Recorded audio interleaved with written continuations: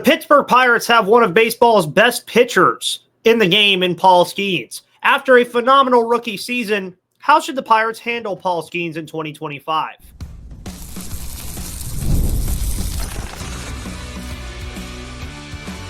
You are Locked On Pirates, your daily Pittsburgh Pirates podcast, part of the Locked On Podcast Network, your team every day. And welcome back, everybody, to the Locked On Pirates podcast here on the Locked On Podcast Network. My name is Ethan Smith. You can find me on Twitter at MVP_Ethan or at Locked On Pirates for all of your news, analysis, opinions, and reactions to everything going on in the world of the Pittsburgh Pirates from a lifelong fan to lifelong fans just like you. Today's episode of Locked On Pirates is brought to you by Game Time. Make sure you head to Game Time right now and use code LOCKEDONMLB for $20 off your first purchase when you're getting tickets to your next event over at Game Time. And welcome back, everybody, to this evening's edition of Locked On Pirates. Thank you so much for tuning in, as you always do. Make sure you hit that like button and that subscribe button for me. Make sure you comment and share this show because it's available on all of your favorite podcast platforms, including YouTube. So thank you so much. We're actually really close right now to 2.2 thousand subscribers on YouTube. So make sure you hit that button if you're new here. And welcome. The cat says hi, by the way. But on today's show, I did want to talk about something that has been on my mind a little bit because Pirates Fest has now come and gone. And I did not attend the event like I had planned. I had some other things going on. So I thought I was going to come, but I ended up not coming. It looked like it was an interesting time. That's what we'll say. But they did get the chance to talk to Paul Skenes, who, shout out, by the way, to the 11-year-old that got the Paul Skenes 1/1 Topps Patch rookie debut card that everybody was looking for. It was the big one that the Pirates obviously have that big offer for. We're going to talk about that in the second part of today's show. But I want to stick to on the field first with Paul Skenes, because with Paul Skenes, 2024 was one of those seasons that you're going to look back on and tell, if you're around my age, you're going to tell your kids about, you're going to tell your friends about, you're going to tell your grandkids about eventually. It was one of those magical seasons that you just don't see happen very often for a rookie pitcher. And obviously, Paul Skenes was very worthy of the generational tag that was placed on him in the 2023 MLB draft, where the Pirates, of course, selected him number 1 overall in that draft above guys like Wyatt Langford and Dylan Cruz, which is now looking like one of the best decisions ever made in Pittsburgh Pirates franchise history, because you look at all of the things that Paul Skenes was able to do just in his short time last year before he debuted, or when he debuted on May 11th and afterwards. You're looking at a kid that started in the All-Star game for the National League. He got all MLB honors. He was a Cy Young Award finalist. He was the NL Rookie of the Year. The list goes on and on. But you have to wonder, what does he have in store for 2025? And on top of that, how do the Pirates handle Paul Skenes in 2025? Because we all know how these young pitchers, and really just pitchers in general, are just kind of dropping like flies left and right as of late in recent years due to arm injuries and other injuries alike. We saw that a little bit with Jared Jones last year, who was also a rookie sensation, but Jared Jones obviously dealt with that lat strain issue that really led to some fatigue down the stretch of the season and really led to him not having as impressive of a second half as he did in the first half of the season. But for Paul Skenes, he was relatively unscathed. Yeah, they did manage his innings pretty well, where there would be some games where you're wondering, okay, why is Paul Skenes not in the game right now? It would be like 5 innings or 6 innings and Paul Skenes would be leaving. And it's because you want to take care of these young guys, especially an asset like Paul Skenes, who is arguably the biggest asset for this Pittsburgh Pirates team to be competitive in 2025, because Skenes is the headliner now of one of the better rotations in all of baseball that's going to feature guys like Mitch Keller, like Jared Jones, like a Bailey Falter for now, eventually the possibility of Bubba Chandler as well. But at the end of the day, Paul Skenes is going to be that guy that's going to headline that group no matter what. And the framework is there, obviously. I mean, the guy is built like a tank. I mean, you look at him and you could think the dude could play linebacker in football if he really wanted to. And you look at the statistics that he had last year. I love to talk about him because they're just so fun. 133 innings pitched, which will be a number that I want you to keep in the back of your brain here for a little bit. He had 170 strikeouts in that time, which equated to an 11.5 K per nine, which, folks, that's just insane stuff. And the ERA, sub 2 ERA at 1.96, a 0.95 whip.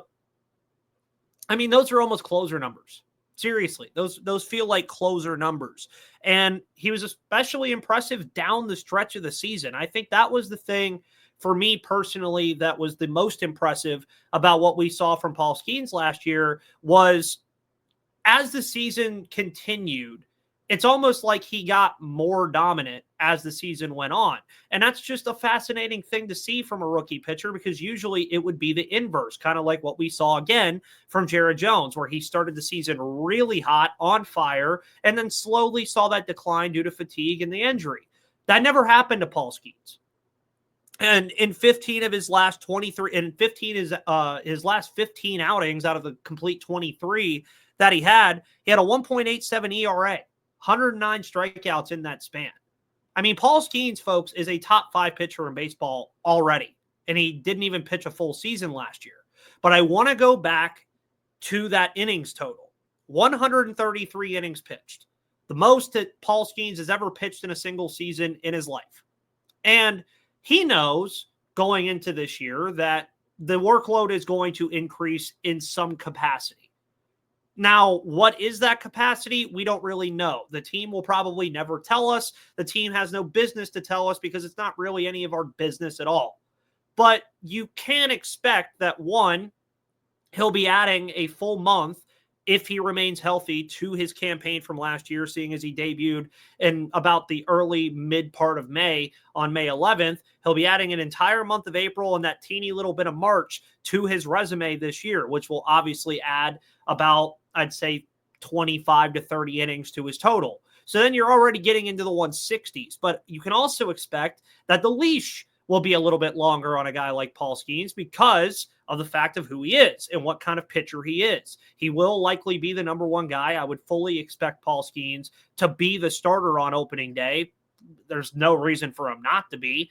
And when you consider all that, you wonder, okay, how much higher can the workload go to feel comfortable with Paul Skenes rather than seeing that potential of fatigue and maybe even an arm injury? And I want to take you all on a little ride here for a workload comparison that I really, really like. And if you read over at Steel City Pirates, I wrote about this in the Paul Skenes player profile that I did for the 2025 season. And I do think that it's interesting because when you look around the league and you try to find a comparison for a increase in workload of that caliber, it is difficult to find every now and then because you are talking about Paul Skenes being one of those perennial top pitchers in all of baseball. He is currently on BetMGM and FanDuel, the number one front runner for the NL Cy Young Award. So there's that. But you don't really know how much it's going to help yet. And when you look at FanGraphs right now, which I love FanGraphs, if you guys know I love StatCast and FanGraphs. Those are my two guys. I love those websites so much.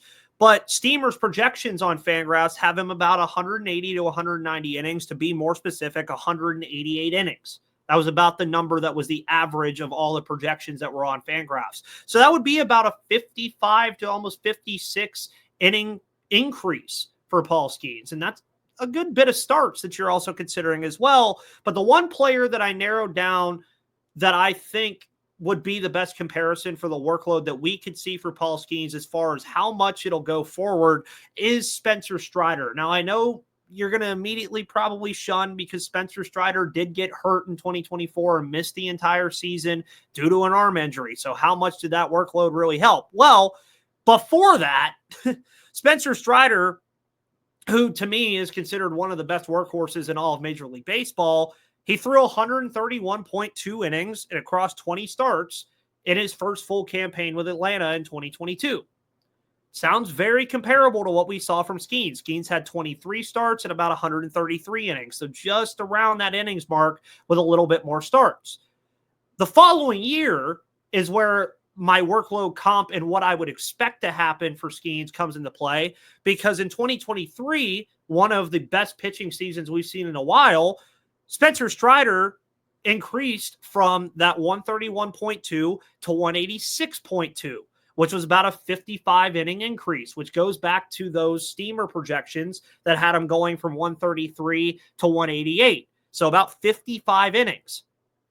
And that's the kind of uptick I think you're going to expect. I don't think Skenes is going to eclipse 200 innings. I just don't see it. I think that's too much of a jump. Now, 200 strikeouts, that could easily happen with this kind of uptick, because that's what you would also expect here, is that, yeah, the numbers are still obviously going to be impressive, but if Skenes finds a way to have a sub-2 ERA in 188 innings, folks, you're talking about one of the best pitching seasons of all time. So, yeah, the ERA will likely inflate. Yeah, the slugging will likely inflate. All of those numbers will likely inflate a little bit, but the strikeouts are going to go up. The whiff rate is going to go up. The ground ball rate is probably going to be just as impressive as what we saw last season as well, all in the while that he's still technically kind of stretching himself out, because even 50 innings, that's a lot. That's a lot of innings. That's a good bit of starts. If you equate that to 5 innings per start, that's 10 extra starts. So it's quite a bit of extra workload that you're going to see from Paul Skenes. But one, he has the framework, the body, and the athleticism to do it. 2, you want him to be not only available for you, but you also want him to pitch as much as he can, because when he's on the mound, he just flat out gives the Pirates a better chance to win. But at the end of the day, you also want to make sure that you take care of him, because, again, as I said before, he is arguably the most important asset that this team has going into 2025. So for the increase and how they should handle him, I think at minimum you will see him get to 160. That's probably the range that I would say at minimum you'll see Paul Skenes increase to. 180 to 190, I think, would be like the maximum range that you would see from a guy like Paul Skenes. And again, this is all considering injuries out of the picture, like no injuries whatsoever. And there is obviously the possibility that that can happen to Paul Skenes, and let's just knock on wood that it doesn't. But expect an uptick of about 30 to 50 more innings. Expect the strikeouts to only go up. Expect all the metrics that you want to see go up for Paul Skenes.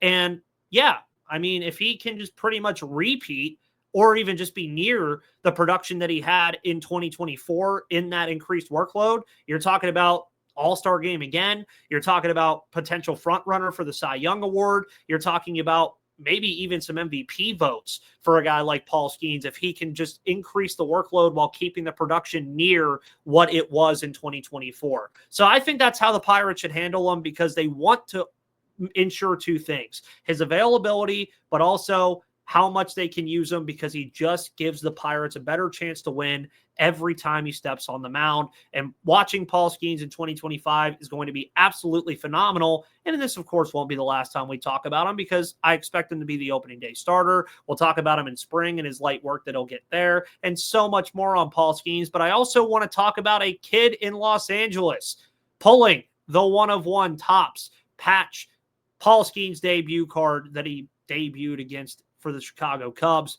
And I want to ask you guys, would you accept the Pirates' offer for that Paul Skenes card? And just how cool is it that that card exists? We'll get to that in just a moment.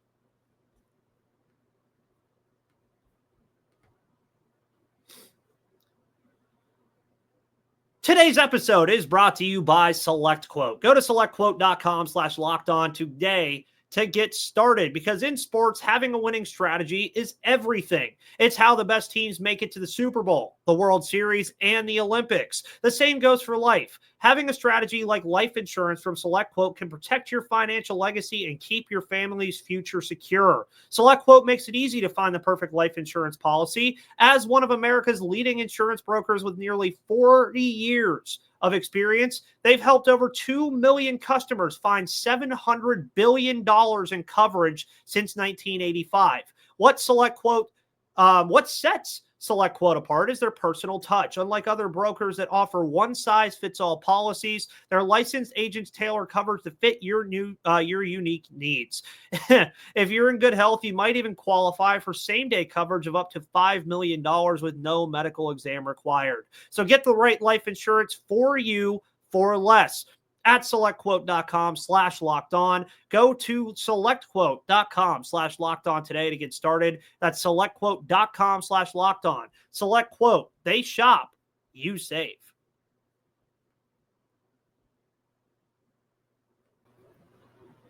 And welcome back, everybody, to the Locked On Pirates podcast here on the Locked On Podcast Network, where it is your team, your Pittsburgh Pirates, every day. Thank you for always tuning into the show, as you always do here on the Locked On Podcast Network. And after you listen to this show tonight, make sure you also go listen to Locked On MLB with Paul Francis Sullivan, where he's going to be covering the Hall of Fame inductions of Ichiro Suzuki, CC Sabathia, and more. He'll also be covering any other moves that we see in the offseason as spring training approaches. So make sure you go and check out Sully over at Locked On MLB. So, the Paul Skenes 1-of-1 rookie debut patch autograph card has been unveiled. An 11-year-old in Los Angeles, California, unveiled the card, pulled it out of the Topps Chrome set, and now the stakes begin. Because you're talking about a card that, for anybody that collects baseball cards or even just any sports cards at all, knows that that kind of card is going to be ridiculously valuable at some point. And whenever that card was, of course, announced by Topps, it released in November, the Pirates immediately made a immense offer to get that card in their hands whenever it was unveiled. And many of you probably know what it is, but if you don't, the Pirates did offer this to whomever pulled the card, 2 Pirate season tickets behind home plate for the next 30 years. 30 years. Folks, in 30 years, I'll be 56 years old. And that's just the start. They offered a softball game for 30 people at PNC Park with coaching from Pirates alumni, a spring training experience where you get a private tour of Pirate City at Lakon Park. You get a meet and greet with the man himself, Paul Skenes, 2 Paul Skenes autographed jerseys, and you get to take batting practice and warm-ups with the team and other unique experiences at Pirate City and Lakon Park. And then even Livy Dunn one-upped and said, hey, you can go watch a game with her in her suite whenever you want to. At least once. I believe it was only once. But that's an offer, folks. I mean, it is. But let's go down to brass tacks here. Would you accept that offer for the Paul Skenes card? Now, for Pirates fans, it might be a little different because, yeah, it would be pretty neat for the team itself to have that card in their possession. They would probably put it somewhere in PNC Park for everybody to see. Like, it would be like a massive, probably little thing that they built at PNC Park somewhere where people could take pictures with it, and Skenes would probably have a nice photo op with it and all that stuff. And then again, if you're a big Pirates fan like me, having season tickets behind home plate for 30 years, sign me up. Sounds great. All the softball game stuff, awesome. Sitting with Livy Dunn to watch a game, great. Sounds amazing.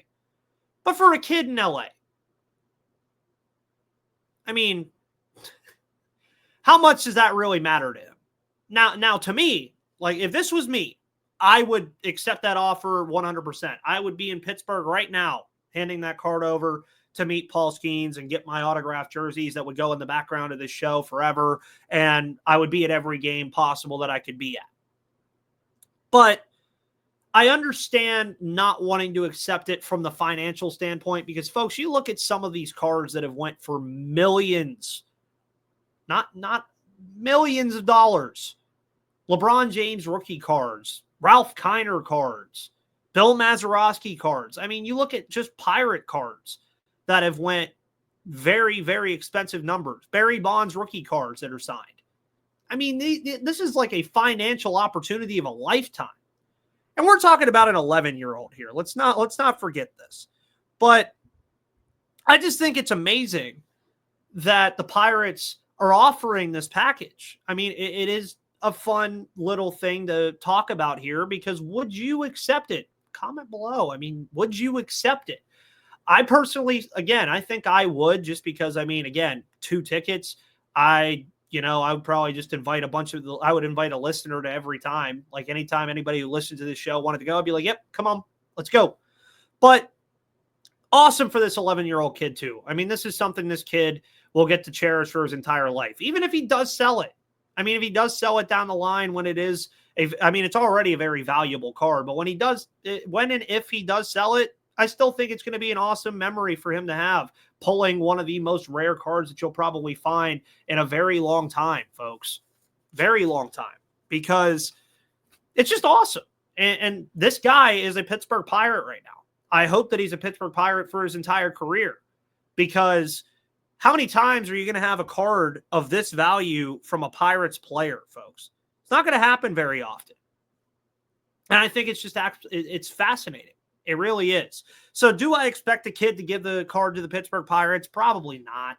I would imagine the parents will obviously have a say in this as well. I don't think that he'll accept the offer, but I do wonder where everybody sits on accepting that offer. If it were you that would have pulled that card, where would you be right now with that card? Would you be selling it? Would you be giving it to the Pittsburgh Pirates? What would you be doing with it? If it were me, I'd get it graded for Pittsburgh and I'd have a blast. I mean, dude, I would be at PNC Park all the time with season tickets for the next 30 years. But let me know what you guys think in the comments below. Would you accept that offer? It's an awesome offer. It's an offer you'll probably never see again from the Pittsburgh Pirates unless they have another generational talent in our lifetime, which could always happen. You never really know. But shout out to that 11-year-old for pulling that card. Congratulations to you, kid, and the best to you, no matter what you decide. Pirates Fest passed. There was a lot that happened, and a lot of people were starting to get kind of riled up about this team. What can the team do to win back the majority of the fan base? We'll discuss next.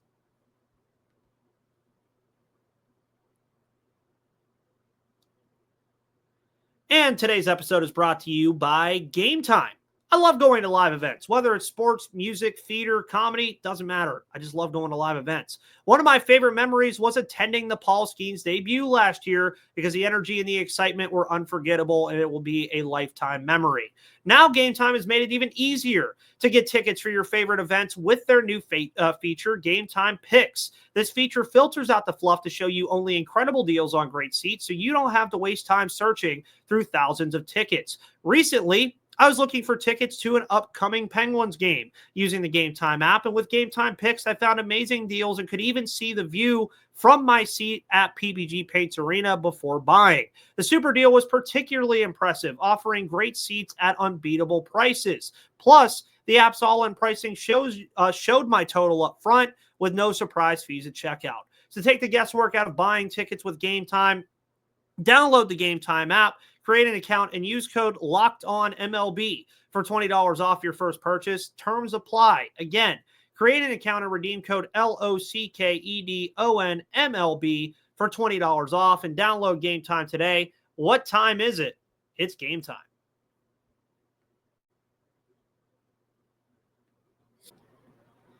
And welcome, everybody, to the third and final part of today's episode of Locked On Pirates here on the Locked On Podcast Network. And also welcome to my evil lair because it got dark outside a little bit. So let me find. Gotta love recording this show live pretty much. It's so fun. But watch this.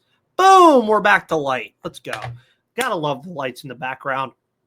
So Pirates Fest has passed, and I'm not going to touch on the sell the team stuff too much, but it is very, very clear that a portion of this fan base, maybe a rather large portion of this fan base, is starting to get pretty fed up with how things were being run with this organization. Can you blame them? Not really.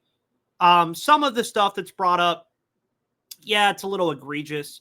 Some of it is just like, I mean, even when you have people in the scope that cover the team that kind of applaud it, even worse. But at the end of the day, Bob Nutting will not sell the Pittsburgh Pirates. Just is what it is. It's like sawing a tree with a toothbrush. Commend your effort. It's not going to mean anything. But how can the Pirates win back that portion of the fan base? How can they win back the fans? In 2025 in particular. Well, folks, it's January 22nd, and right now you could argue the biggest move the Pirates have made all offseason is Spencer Horwitz. Now, I was on record saying that Spencer Horwitz, to me, was a very good pickup. I know you're not getting the power output at first base that you would have liked. Yeah, there were some guys, obviously, like Nathaniel Lowe and Josh Naylor that I would have taken over him. They decided Spencer Horwitz was the guy. So, likely platooning at first base in some capacity. Who knows who he's going to platoon with? Maybe Brian Reynolds, maybe a Billy Cook potentially. We don't know that yet. But you still have very glaring needs on this roster. The biggest being outfield. And I've talked about the outfield ad nauseum on this show and will continue to until they go out and get an outfielder. I think that's a necessary step one to at least win this fan base back a little bit. And honestly, I know that Alex Verdugo, Randall Grichuk, or Jesse Winker won't really be that splash signing. It won't be a signing that really is welcomed by that portion of the fan base as well, because it will likely be a smaller contract. So you'll get the penny pinching comments and stuff like that. But any of those players, to me, helps that group immensely, especially when you look at like Jesse Winker, Grichuk, and Verdugo. Yeah, I think I'm taking any of them over G1 Bay, Joshua Palacios, or what we know of right now of Jack Sawinski, not knowing if he's going to take the next step or get back to relevancy in 2025. Then you have the bullpen, which was a massive reason why this team didn't compete in 2024, even though they added Paul Skenes and Jared Jones and Aroldis Chapman and a lot of other good assets throughout the year. They ended the season with the same record. So the biggest thing, obviously, that can win this fan base back is to win games. That's ultimately what matters here. Win the fan base back by winning games. It's a direct correlation. The Pirates go out and win 82 games in 2025, 82-80 winning season. Guess what, folks? You're not going to hear that stuff as much. If they go out and win 84 games and somehow make the playoffs, guess what? You're not going to really hear it at all. It's going to be loud for a while with the sell the team stuff. Don't worry, it is. As it should be. I mean, I get the frustration. I really do. But right now, and you can choose to believe this if you want, but the team truly believes that they are taking steps in the right direction to become a competitive baseball team. And I would agree with them. I think this team is only going to get better.